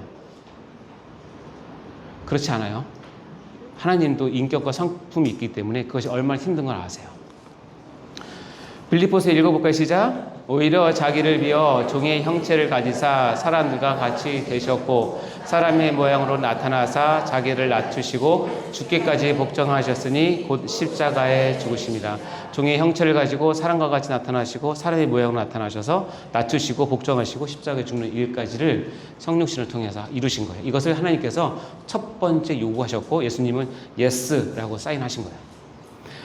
두 번째, 자신을 율법 아래 둘 것. 다시 얘기하면 율법은 우리가 배웠지만 하나님의 말씀을 지키는 자는 살고 어기는 자는 죽는 것이 율법인데 그동안 많은 인류가 실패했던 율법 아래 자기 아들을 밀어넣는 거예요. 자기 아들이라고 할지라도 율법을 거기서 어기면 죽는 겁니다. 율법의 정의상. 근데 율법 아래 넣었어요. 네가 율법 아래 갈 수 있겠니? 라고 했을 때 예수님께서 고민하셨을 거예요. 예스 하고 오셨어요. 그래서 다행히 예수님은 오셔서 때가 참에 하나님이 그 아들을 보내사 여자에게 나게 하시고 어떻게 해요? 율법 아래 나게 하신 것은 율법 아래에 있는 자들을 속량하시기 위해서 오셨다는 거예요. 다시 얘기해서 율법을 지키지 못해서 죽어가는 저들에게 한 가지 길이 뭐냐면 하나님께서 세우셨던 그 율법을 지켜냄으로써 생명의 길을 얻게 하는 거예요. 그래서 속죄 언약은 나중에 배우겠지만 속죄 언약은 예수님 입장에서는 철저한 행위 언약이에요. 자기가 다 지켜내야 돼요. 하나도 빠짐없이 율법을 어김없이. 그것이 자기 율법 아래 둘 것을 예스 하셨어요. 그리고 고난과 죽음을 이제 가서 이렇게 칭찬받는 게 아니에요. 예를 들어서 여러분이 아버지의 명예 감동을 받아서 네, 제가 구더기가 되겠습니다 하고 여러분이 내려갔어요. 한여름에 내려갔는데 진짜 마음가짐하고 내려갔잖아요. 딱 내려갔더니 많은 구더기들이 드실듯이 있는데 그 구더기들이 다 나를 보면서 어머, 우리 주인님의 아들이 우리 모양으로 오셨어요. 참 감사해요. 너무 축하는 아니구나. 감사해요. 너무 감격스러워요. 이렇게 해도 기분이 안 좋을 판에 딱 그렇게 내려갔는데 구더기 한 마리가 꿈뚝꿈뚝 오더니 어디서 어떤 놈이야? 뺨 때리고 욕하고 발로 받고 막 그러면 여러분 화나요, 안 나요? 야, 이것들 내가 누군지 모르고 한번 보여줘? 이렇게 하지 않겠어요? 예수님께서 십자가에 달리실 때 아주 많은 욕을 받는데 그 중에 하나가 뭐냐면 십자가 달려서 고통 가운데 있는데 밑에 있는 그 유대인들이 뭐라고 얘기하냐면 야, 네가 하나님의 아들 그리스도야? 너 그러면 그 십자가 지금 내려와 봐. 그럼 내가 너 믿어줄게라고 얘기를 해요. 예수님께서 만약에 유대인들이 자기를 믿는 것이 목표였다면 내려오셔야 돼요. 딱 내려와가지고 내려왔다. 너 안 믿으면 죽어 이제. 다 믿어야 돼. 가서 그 사람들이 다 믿고 그래서 한 50년 편하게 잘 사셨다면 뭐가 없는지 아세요? 저와 여러분의 구원은 없는 거예요. 왜냐하면 아버지의 뜻이 이루어지지 않았기 때문에. 그러나 예수님은 그것을 참으세요. 끝까지 그 조롱과 모욕을 참으세요. 왜냐하면 이걸 참아내야지만 나를 보내신 아버지 뜻이 그 계약상 이루어지기 때문에 그런 거예요. 그렇게 왔는데 고난과 죽음을 당합니다. 나중에 십자가를 지게 합니다. 이 고난과 죽음을 당한 십자가를 이사야, 즉 예수님 오시기 700년 전에 이사야 선지자를 통해서 아주 하나님께서 기가 막히게 그림처럼 예언하시는데 여러분 색깔이 있는 것들을 보시면 예수님께 직접 다 당하신 거예요. 읽어볼까요? 시작. 그는 멸시를 받아 사람들에게 버림받았으며 간고를 많이 겪었으며 질고를 하는 자라 마치 사람들이 그에게서 얼굴을 가린 것 같이 멸시를 당하였고 우리도 그를 귀히 여기지 아니하였도다. 우리는 실로 우리의 질고를 지고 우리의 슬픔을 당하였거늘 우리는 생각하기를 그는 징벌을 받아 하나님께 맞으며 고난을 당한다 하였노라. 여기 나온 멸시, 버림, 간고, 질고, 멸시, 질고, 슬픔, 징벌, 고난을 실제로 예수님께서 온몸에 다 받으셨어요. 하나도 빠짐없이 이것 이루시기 위해서. 그러면서 그의 찔림과 상함은 원인과 결과가 나오는데 읽어볼까요? 시작. 그가 찔림은 우리의 허물 때문이요 그가 상함은 우리의 죄악 때문이라. 그가 징계를 받음으로 우리는 평화를 누리고 그가 채찍에 맞음으로 우리는 나음을 누렸다. 이것이 왜 중요하냐면 예수님은 이런 일을 당하셔서 계약상, 엄밀히 따지면 계약상 당하셔서 우리에게 무엇을 주기 위함이냐면 허물과 죄악 때문인데 평화와 나음, 구원을 주기 위해서 이렇게 하셨다는 것을 표현하시는 거예요. 자, 마지막으로는 뭐예요? 성부께서 맡기신 백성의 구원을 반드시 이루어낼 것을 요구하셨어요. 그래서 한 사람도 빠짐없이. 자, 요한복음 보면 예수님께서 내가 왜 이 땅에 내려왔는지 원인을 밝히십니다. 여기가 굉장히 중요한 내용인데요. 내가 하늘에서 내려온 것은 이해하시죠? 예수님께서 하늘에서 내려오신 것은 예수님 자신의 뜻을 행하려 함이 아니에요. 왜냐하면 나를 보내신 이의 뜻을 행하려 함이라. 이걸 지금 우리가 바꾸자면 내가 이 땅에 내려온 것은 내 아버지와 맺은 구속 언약 때문에 내려온 거야. 이렇게 표현한 거예요.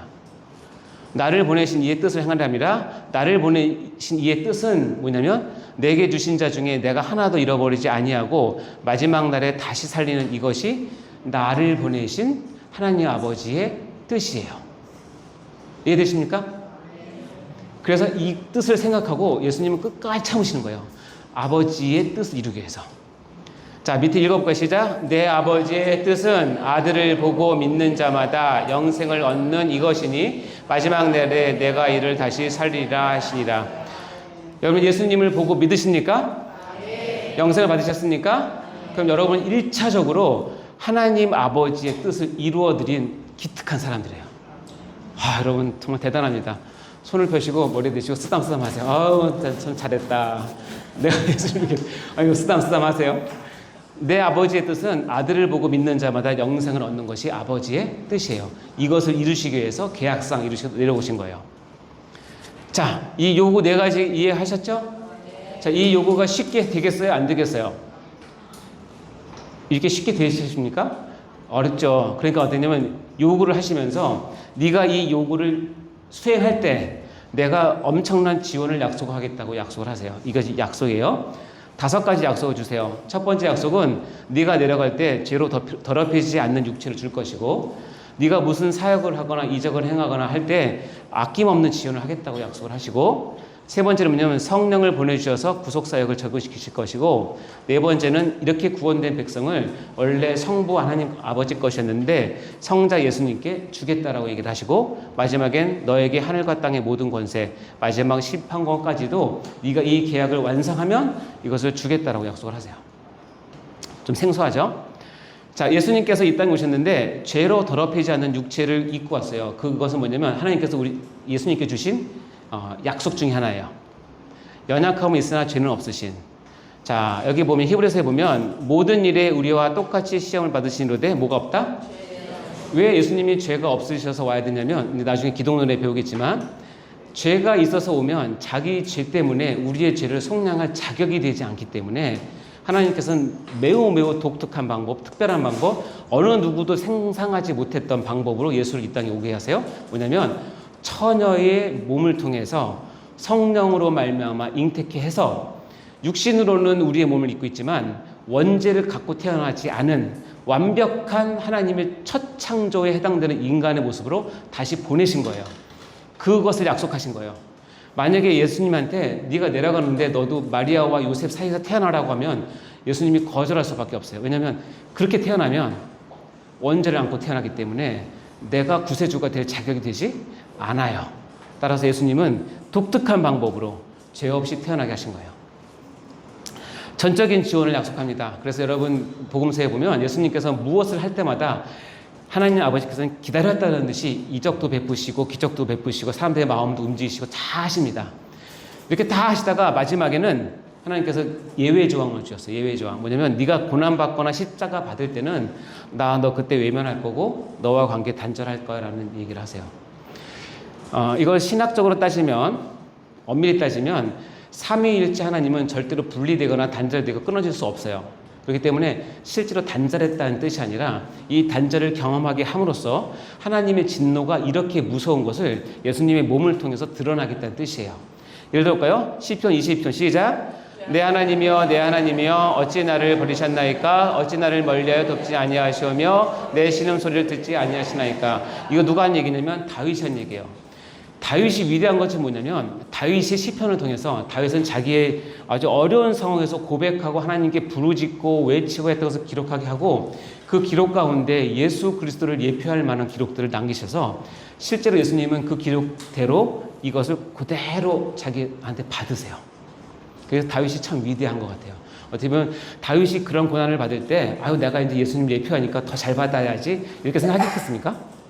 못하죠. 진짜 믿음 갖고 버틴 거예요.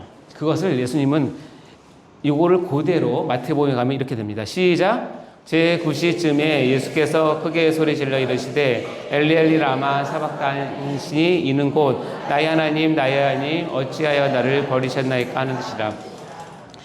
다시 얘기지만 예수님께서 단절을 경험하셨는데 실제로 단절됐다고 보는 것은 신학적으로는 문제가 있으니까 어떻게 생각하시면 되냐면 예수님께서 예수님 하나님의 얼굴을 돌리시는 그런 상황 가운데 지금 무엇을 느끼냐면 처음부터 태초 전부터 성부 하나님과 예수님과의 관계는 한 번도 떨어지거나 단절되거나 한 적이 한 번도 없었어요.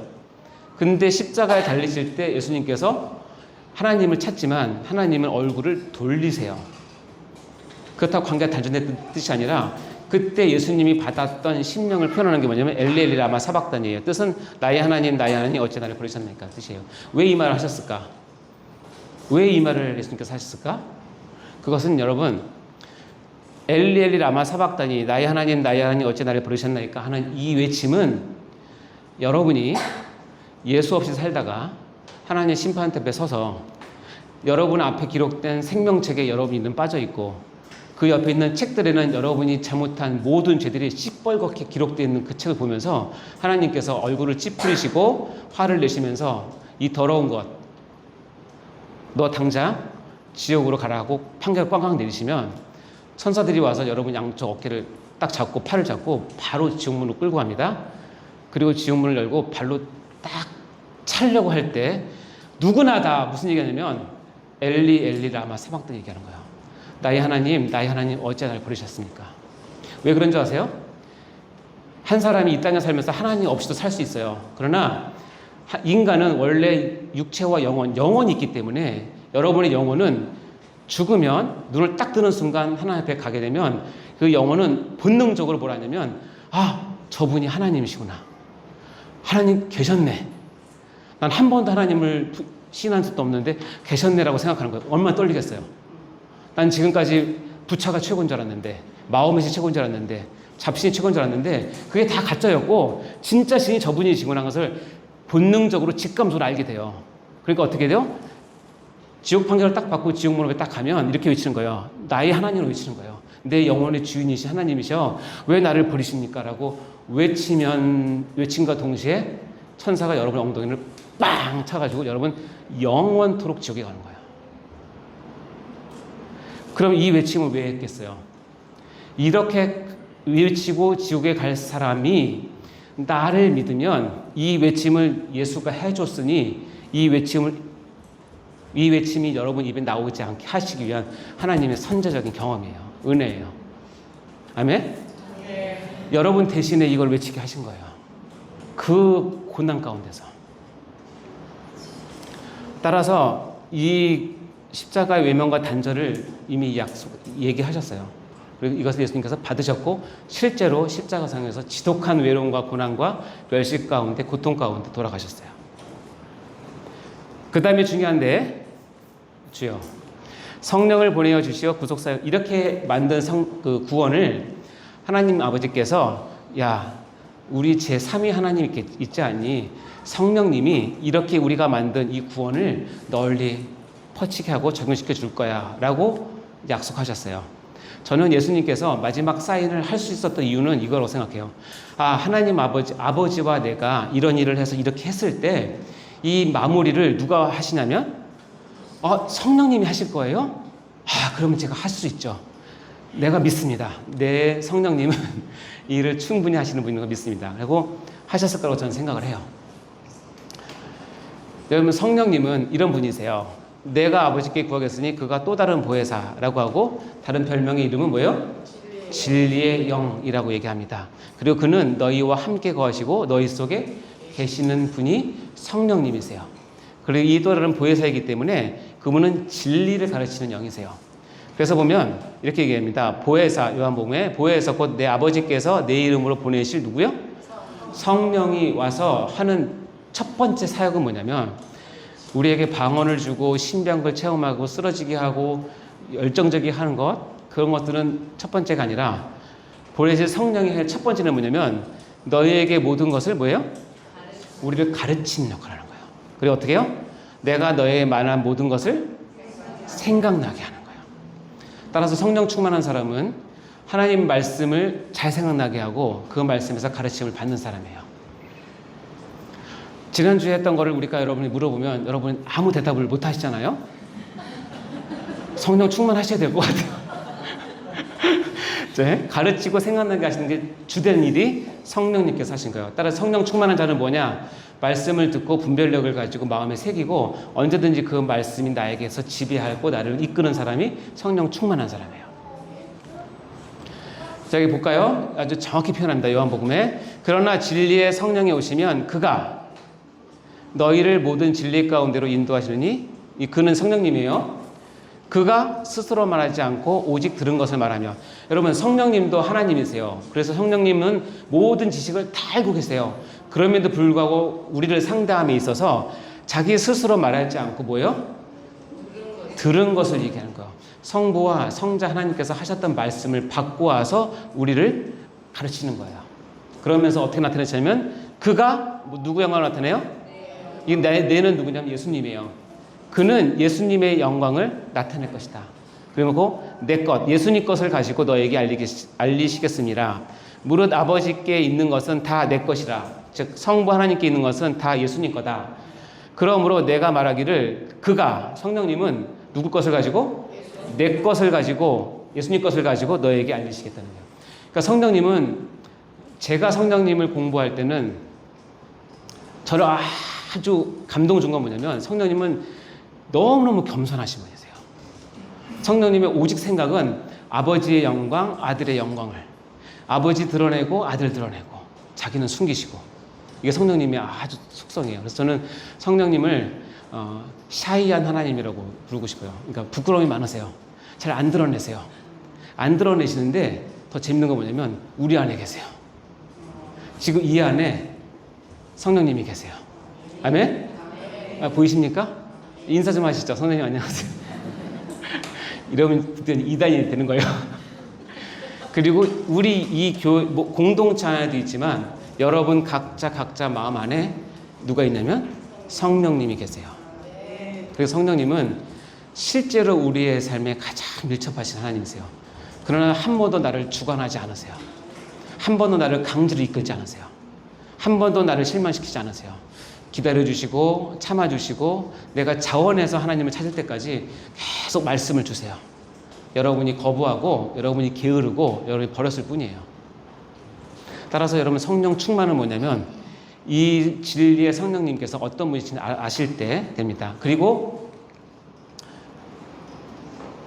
이것을 통해서 우리가 만든 구원을 이제 하시겠다는 얘기입니다. 자, 네 번째는 구원된 백성을 성자 예수님께 주십니다. 원래 구원된 백성은 하나님께서 창세전에 예정하셨던 백성인데 그 구약 계약에 의하면 이렇게 네가 백성을 다 구원하면 성자 예수님께 주어서 그들로 하여금 예수를 주라고 부르게 하겠다는 것이 계약이에요. 여기 보면 그들은 아버지 것이었는데 어떻게 됐다고요? 내게 주셨다고 되어 있죠. 지금 그들은 아버지께서 내게 주신 것이 다 아버지께서 온 것이 알았나이다 라고 이야기를 합니다. 그래서 빌립보서에 보면 이렇게 됐습니다. 이러므로 하나님이 그를 지극히 높여 그는 누구니 예수님이세요. 모든 이름 위에 뛰어난 이름을 주사 하늘에 있는 자들과 땅에 있는 자들과 땅 아래에 있는 자들로 모든 무릎을 예수의 이름에 꿇게 하셔요.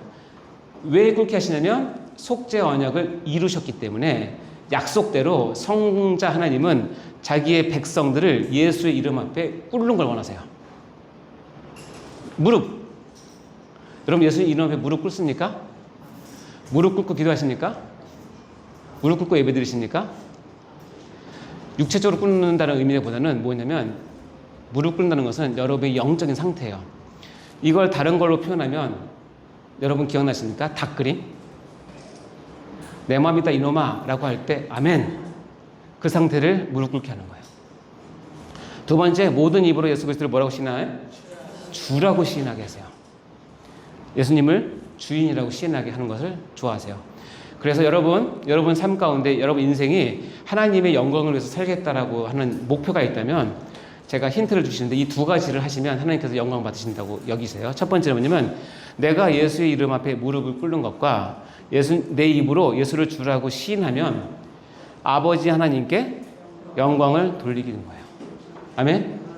이 두 가지를 하지 않으면서 아버지께 영원히 영광을 돌려봐야 하나님께서는 인정하지 않으세요. 또 무릎도 안 꿇으면서 네 입으로 예수님 시인하지도 않으면서 나한테 무슨 영광을 돌리냐. 너 돈 갖고 나를 감동시키려고 하니? 네가 직분 갖고 나를 감동시키려고 하니? 네 열심 갖고 나를 감동시키려고 하니? 그거는 택도 없어요. 그것이 나쁘다는 뜻이 아니라 그것이 어디에 바탕이 되냐면 예수 이름 앞에 여러분이 무릎 꿇고 예수를 주라고 시인하며 살 때 예수님 하나님 아버지는 오케이 아유 저 집사가 저 권사가 저 장로가 정말 나에게 영광을 돌리네 라고 받아신다는 거야. 아멘? 마지막 하늘과 땅의 모든 권세와 마지막 심판권을 주셨어요. 놀라운 일인데 마태복음에 보면 예수께서 나와 말씀하여 이르시되 하늘과 땅의 모든 것을 내게 주셨다라고 되어 있어요. 이때는 이미 예수님께서 부활할 때니까 속죄 언약을 완성한 때예요. 그러니까 어떻게 약속대로 내게 주셨고 그러면 어떻게 돼요? 내가 세상 끝날까지 너희와 항상 함께 있을 것이라고 약속을 하셨어요. 이게 속죄 언약의 내용 가운데 성부께서 성자님께 약속하신 내용이에요. 이 다섯 가지 이제 아시겠죠?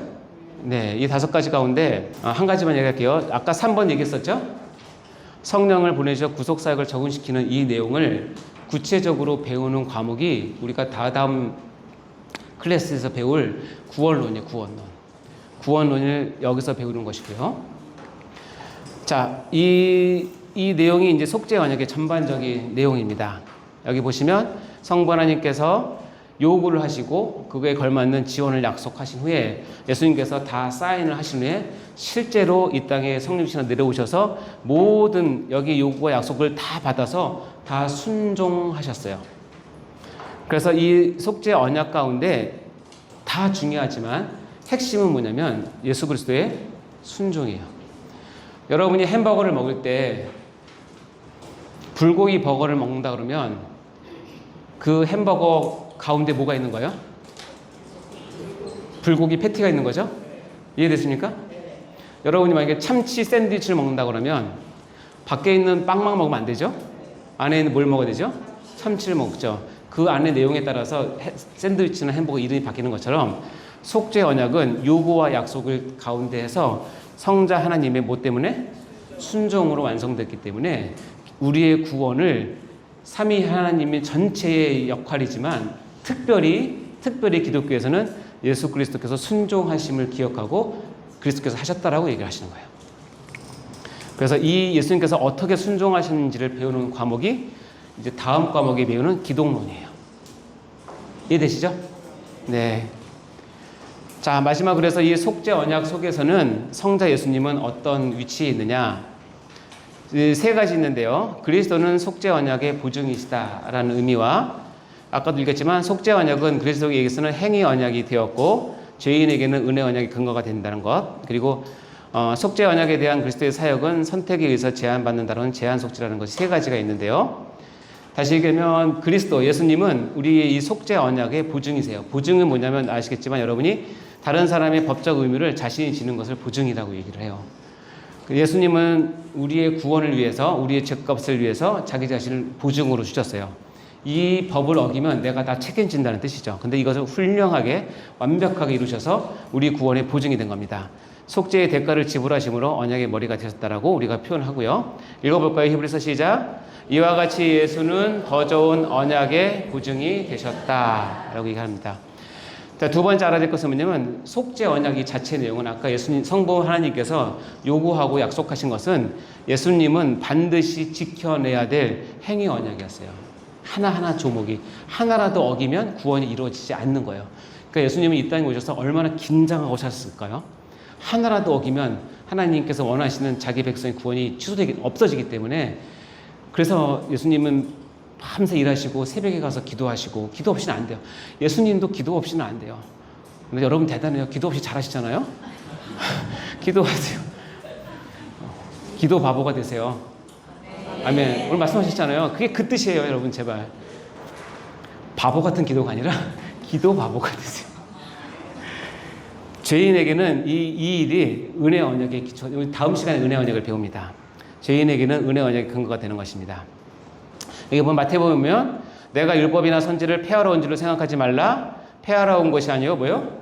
완전하게 하려 왔다. 예수님 오셔서 완전하게 하셨고 다 이루었어요. 대단하지 않습니까? 예수님. 거기 있는 모든 율법을 하나도 빠짐없이 다 이루셨어요. 그래서 예수님이 하나님의 아버지의 공의가 만족하신 거예요. 다시 얘기하면 하나님 아버지 계약서에 나온 모든 것을 예수님께서 완벽한 순종으로 다 이루셨기 때문에 하나님께서 영광을 받으시고 기뻐하시는 거예요. 자, 그러면 우리는 어떻게 돼요? 우리가 믿음으로 말미암아 율법을 파기할 수 있느냐? 그럴 수? 똑같아요. 우리가 믿음을 가지면 율법을 어떻게 굳게 세우는 자가 되는 것입니다. 여러분 율법을 가지고 굳게 세우려면 예수님처럼 십자가에 달려서 돌아갈 수는 없으니까 한 가지 방법을 알려드리면 피차 사랑의 비두에게는 아무에게도 아무 빚도 지지 말라. 읽어볼까요? 시작. 남을 사랑하는 자는 율법을 다 이룬다. 여러분 율법 이루고 싶으시면 남을 어떻게 해요? 사랑해요. 누구처럼? 예수님처럼. 이게 율법을 이루는 방법이에요. 남을 사랑하는 율법을 다 이루었다. 예수님이 그렇게 하셨기 때문에 자 밑에 읽을 거예요. 시작. 사랑은 이웃에게 악을 행하지 아니하나니 그러므로 사랑은 율법의 완성이니라. 그래서 기독교의 가장 핵심 단어를 뽑는 것은 사랑이에요. 사랑. 왜냐하면 이 사랑이 예수 그리스도가 율법을 이룬 사랑이기 때문에 여러분에게도 이 사랑을 요구하시고 그렇게 할 때 야, 너 참 하나님 자녀답네. 작은 예수답네. 너를 통해서 하나님의 구원이 이루어지고 하나님 나라가 이루어지는 것입니다. 따라서 사랑 없이는 아무것도 하지 마세요. 이번 주 제 새벽 설교의 주제가 뭐냐면 여러분 사역 이전에 반드시 확인할 것은 사랑입니다. 사랑. 특별히 내가 하나님을 정말 사랑하는가? 내가 예수님을 정말 사랑하는가? 이 대답에 자신이 없으시면 사역보다는 먼저 하나님과 관계를 먼저 점검을 하셔야 돼요. 사랑 없이 하는 사역이 우리를 너무 힘들게 하기 때문에 그 사랑이 많으면 율법을 완성하는 사랑이기 때문에 그렇습니다. 속죄 언약에 의해서 그리스도의 사역은 제한을 받는다. 이거 제한 속죄라고 좀 어려운 말을 쓰는데요. 전에도 한번 얘기 드렸죠. 우리는 제한 속죄입니다. 보편 속죄가 아닙니다. 보편 속죄의 가장 큰 단점은 뭐냐면 예수가 십자가에 못 박힌 사실을 우리가 믿어줘야만 그 효력이 발생한다고 하는 것이 보편 속죄예요. 우리가 있는 개혁주의 장로교는 그것이 아니라 이미 예수님의 십자가 사역은 하나님 아버지께서 예정한 모든 백성에게 반드시 한 사람도 빠지지 말고 다 이루어진다는 것을 믿는 거예요. 아멘? 그래서 우리의 구원은 나로부터 출발한 것이 하나도 없어요. 전적으로 100% 완전히 하나님 아버지와 성자 예수님으로부터 와서 우리에게 주어진 거예요. 이 일을 위해서 하나님이신 예수 그리스도께서 이 땅에 오셔서 고난과 침뱉음과 비난과 당하시고 십자가에서 저의 물과 피를 다 쏟으시고 나를 위해서 대신 죽으신 거예요. 그것이 우리가 믿는 진리입니다. 여기 보시면 내가 비옵는 것은 세상을 위함이 아니요 내게 주신 자들을 위함이다 라고 분명히 제한 속죄를 얘기합니다. 이거는 나중에 구원론에 가면 여러분께 좀 더 자세히 알려드리도록 하겠습니다. 속죄 언약에서 성자 예수님은 우리의 보증이시고 그분은 행위 언약이지만 우리는 은혜 언약이 근거가 된다. 그리고 제한 속죄다라는 것을 기억하시면 됩니다. 지금까지 걸 정리하면 이렇게 됐습니다. 행위 언약이 우리 죄로 인해서 깨어지고 난 후에 하나님께서 속죄 언약을 통해서 죄인을 감동시키는 하나님의 큰 사랑이 바로 속죄 언약입니다. 이것을 잘 표현한 구절이 이건데 로마서 5장 8절 시작. 우리가 아직 죄인 되었을 때에 그리스도께서 우리를 위하여 죽으심으로 하나님께서 우리에 대한 자기의 사랑을 확증하셨느니라. 우리가 죄인 되었을 때, 우리가 죄인이었음에도 불구하고 아버지께서는 자기 아들을 죽이심으로 아버지께서 우리를 얼마나 사랑하시는 확증하셨다는 의미입니다. 자, 읽어볼까요? 시작. 이어서 속죄 언약은 은혜 언약의 기초가 되고 은혜 언약은 속죄 언약 위에 세워진 확고한 언약이다. 그렇습니다. 이제 마무리할 텐데요. 이 1번 한번 읽어보겠습니다. 시작. 나의 구원은 철저히 성부 하나님과 성자 하나님 사이 계약, 언약에 의한 산물이다. 이해가 되시죠? 2번 시작. 우리 구원의 근거는 결국 속죄 언약을 온전히 순종하시어 다 이루신 예수 그리스도에게만 있으며 따라서 우리는 예수님을 주님이라고 부르고 있다. 우리 같이 이 시간 찬양을 같이 나눌 텐데 이 찬양의 가사를 좀 잘 묵상하시면 이 속죄 언약을 통해서 성부 하나님과 성자 예수님의 어떤 마음이셨는지 그리고 우리가 바라보는 우리가 그것을 어떻게 바라봐야 되는지를 있는 찬양입니다. 같이 불러보도록 하겠습니다.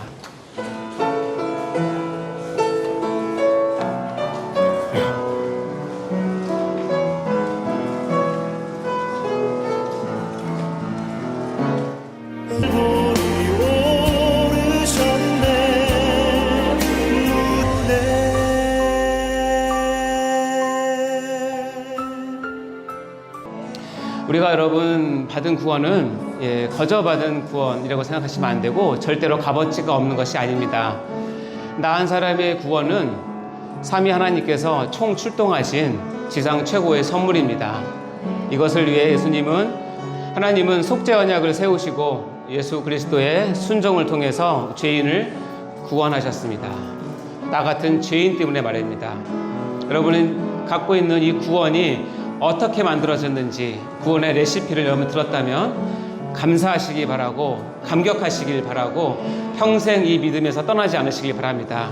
그래서 우리가 이 구원을 생각할 때마다 나를 구원하신 하나님, 그것을 위해서 성육신하시고 이 땅에서 자기 모든 것을 쏟아부으신 예수 그리스도, 그리고 이 시대와 장소를 초월해서 지금 이 시간에도 나를 사랑하고 이끄시는 성령 하나님을 여러분 꼭 붙드시기 바랍니다.